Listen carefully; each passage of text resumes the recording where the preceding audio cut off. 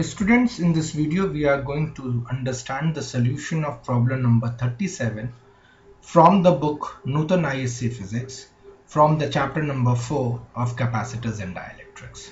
Question says that we have been given a 100 picofarad capacitor which is charged through a potential difference of 100 volt. Then it is definitely disconnected from that particular battery supply and is then connected in parallel to another unknown capacitor C. Now the final voltage which has been found is of 30 volt.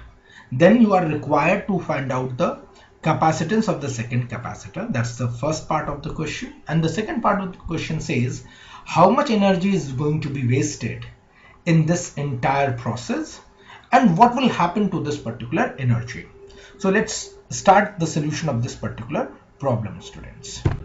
Since we have been given a 100 picofarad capacitor, तो बच्चों ये जो 100 picofarad का capacitor है इसको अभी आपने किसके अक्रॉस कनेक्ट कर रखा है? इसको अभी आपने एक 100 वोल्ट की बैटरी के अक्रॉस या पावर सोर्स के अक्रॉस कनेक्ट कर रखा है.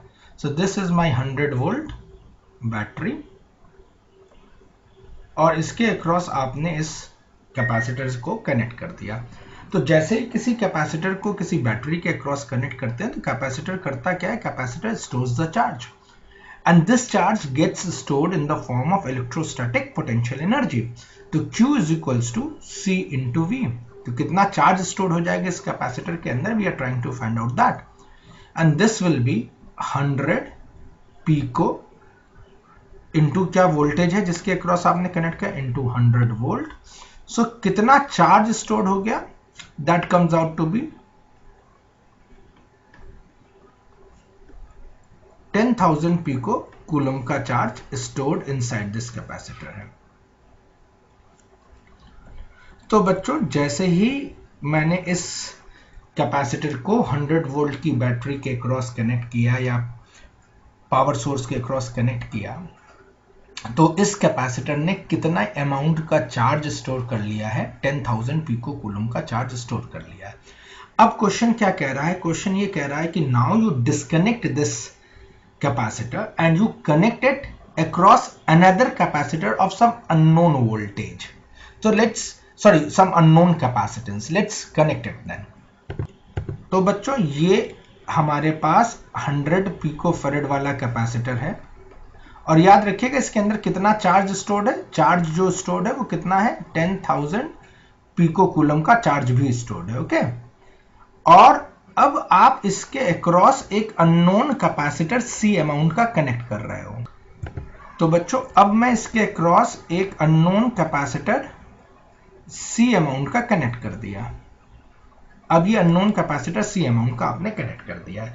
तो अब जब दो कैपेसिटर्स पैरेलल में कनेक्टेड हैं तो नेट कैपेसिटेंस कितनी हो गई बच्चों? क्योंकि ये पैरेलल में कनेक्टेड है तो net capacitance will be C1 plus C2.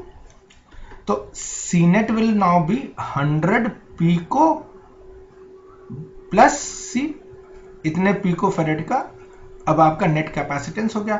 और कितना चार्ज है? अब देखो ये जो कैपेसिटर आपने कनेक्ट किया डेफिनेटली वो एक अनचार्ज कैपेसिटर था क्योंकि पहले से उसके अंदर कोई चार्ज मेंशन नहीं है तो ये अनचार्ज है. तो टोटल नेट कैपेसिटेंस बच्चों कितना है? नेट कैपेसिटेंस हमारे पास है नेट चार्ज हमारे पास कितना है बच्चों? वो 10,000 पिको कूलम का है. तो नेट चार्ज हमारे पास 10,000 पिको कूलम का, नेट कैपेसिटेंस ये हमने निकाल लिया है. तो जो नेट वोल्टेज होगा वो कितना हो जाएगा? This gives me the net voltage must be equals to Q net upon net capacitance. अब हमारे पास कितना चार्ज है? नेट चार्ज है 10,000 पिको कूलम का और कितना कैपेसिटेंस है? वो है 100 प्लस C पिको फेरेड का. ये P और ये P कैंसिल हो गया पिको पिको का. और net voltage as per the question given कितना था? 30 वोल्ट. तो this should be net voltage I am substituting as 30 is equals to 10,000 upon 100 plus C and let's solve it for C.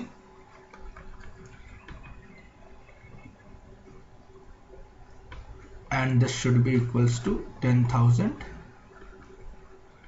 3,000 plus 30C is equals to 10,000 बच्चों, इसको उधर ले जाओगे तो 30C comes out to B 7,000। क्या किया मैंने, इस 3,000 को इस साइड ट्रांसपोज कर दिया, ठीक है। Therefore C comes out to B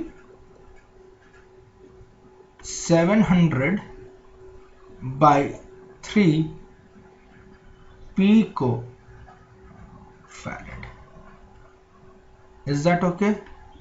Or if you want to write it down in this form, so 7 by 3 into 10 to the power of minus 10. Pico is 1 picofarad is, अगर किसी को नहीं मालूम है तो 10 to the power of minus 12 farad के बराबर होता है। तो मैंने क्या किया, यहाँ पे 10 to the power of minus 12 substitute कर दिया, तो 2 जीरो से उसे रिप्लेस कर दे रहा हूँ। तो अब जो कैपेसिटेंस, अननोन कैपेसिटेंस है, उसकी वैल्यू आपके पास निकल के आ गई है 700 by 3 पिकोफैरेड। इतनी बात आप लोगों को समझ में आ गई होगी बच्चों। बच्चों let's move on to the second part of the problem. अब बच्चों सेकेंड पार्ट में मुझे ये निकालना है कितनी एनर्जी हमारी इस पूरे प्रोसेस में वेस्ट हुई है। तो अब हम लोग को पता क्या चल चुका, हमें ये पता चल चुका जो ये अननोन कैपेसिटेंस है C का जो लिया था उसकी वैल्यू कितनी है, 700 by 3 पिकोफैरेड की वैल्यू है। So let's try to go ahead with the third part, sorry second part, and let me just remove the clutter that I have got.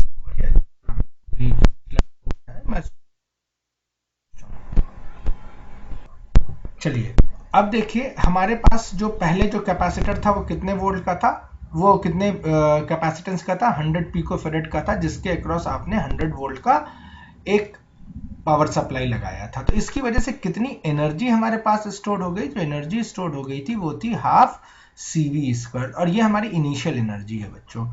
तो ये half CV square, half C कितना था 100 pico, pico का मतलब हुआ 10 to the power of minus 12, और voltage कितना connected है 100 into 100। So let's solve it out, 250 जा, सो आई विल गेट 5, और कितने जीरोस हैं यहाँ से, 1 2 3 4 5, 10 to the power of 5 minus 12, and that comes out to be 5 into 10 to the power of minus 7 joule की बच्चों एनर्जी इनिशियल थी। और पहले पार्ट में हम लोगों ने इस कैपेसिटर के अंदर चार्ज स्टोर निकाला था, कितना चार्ज स्टोर्ड हो गया था, चार्ज स्टोर्ड वो आया था 10,000 पिको कूलम का, ठीक है। This is the net charge stored बच्चों, ये निकाल चुके थे हम लोग ने सेकंड पार्ट में।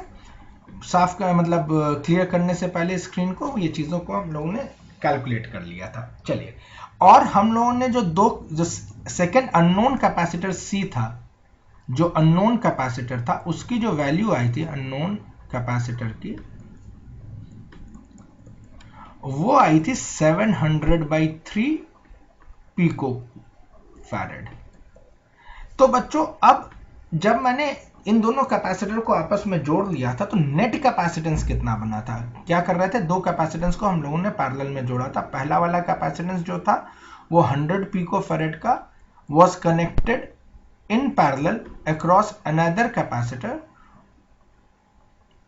whose capacitance was 700 by 3 picofarad, and they both were connected in parallel like this. So now in this situation, what is the energy that I will be now I'm going to have finally? So final energy निकालने के लिए हम लोग क्या कर देते हैं, half Q into V, इस फॉर्मूले का मैं यूज कर रहा हूं, इसमें मैथमेटिक्स थोड़ी सिंपल हो जाएगी। मैं यहाँ पे थोड़ा बता देता हूं आपको, potential energy of energy stored inside a capacitor कई फॉर्मूले हैं। सबसे बेसिक फॉर्मूला जो था वो half Q square by C है। फिर दूसरा जो फॉर्मूला जो हम लोग यूज कर सकते हैं वो है हाफ CV स्क्वायर, और तीसरा जो फॉर्म है पोटेंशियल एनर्जी का वो हाफ QV है। जो सा फॉर्म आपको किसी एक पर्टिकुलर न्यूमेरिकल प्रॉब्लम के लिए इजी लगे आप उस फॉर्म को यूज कर लीजिए। मैं इस फॉर्म में कोई क्यों यूज कर रहा हूं, मुझे नेट चार्ज पता है, नेट वोल्टेज भी पता है। तो हाफ नेट चार्ज बच्चों कितना है 10,000, पीको का मतलब कितना हो गया 10 to the power of minus 12, और कितना बच्चों नेट वोल्टेज था दैट वाज 30। तो मैं इसको जा सॉल्व कर लेता हूं, ये हो गया 15 बच्चों। तो फाइनल पोटेंशियल एनर्जी जो निकल के आ रही है वो कितनी निकल के आ रही है? 15 इंटू 1 2 3 4 10 की power 4 minus 12. So this comes out to be 15 into 10 to the power of minus 8 joule, or simply 1.5 into 10 to the power of minus 7 joules. तो ये हमारे पास फाइनल पोटेंशियल एनर्जी आ गई इस कैपेसिटर इस कॉम्बो के अक्रॉस। तो हमारी कितनी एनर्जी इनिशियली थी बच्चों? वो थी 5 into 10 to the power of minus 7। अब कितनी है? 1.5 into 10 to the power of minus 7। तो एनर्जी लॉस्ट कितना हुआ? एनर्जी लॉस्ट, तो एनर्जी लॉस्ट है 5 into 10 to the power of minus 7 minus 1.5 into 10 to the power of minus 7 joule, and this comes out to be 3.5 into 10 to the power of minus 7 joule. Now, in what form this energy would have been lost? बच्चों, ये energy loss या energy का dissipation ज्यादातर heat and electromagnetic radiations के form में होता है, जैसे कि लाइट हो जाए, इंफ्रारेड रेडिएशंस हो जाए। तो ये ध्यान रखिएगा कि जब भी आप एनर्जी लॉस्ट की बात कर रहे हैं तो mostly that energy lost will either in the form of heat, mostly in the form of heat, and बचा कुचा कुछ लाइट के भी फॉर्म में या इलेक्ट्रोमैग्नेटिक रेडिएशंस के फॉर्म में लॉस्ट हो जाता है। तो बच्चों ये इसका सेकेंड पार्ट का आंसर था। आई होप कि मेरे इस एक्सप्लेनेशन के बाद आपको प्रॉब्लम नंबर 37 समझ में आ गया होगा। Thank you so much. Friends, thank you for watching. Don't forget to give a like or comment. अगर अभी तक आपने मेरे इस चैनल को सब्सक्राइब नहीं किया है तो please do the same. Don't forget to hit the bell icon so that whenever a new video is loaded, you get the notification. Take care, and we will meet back again with a new video and a new solution. Thank you, friends.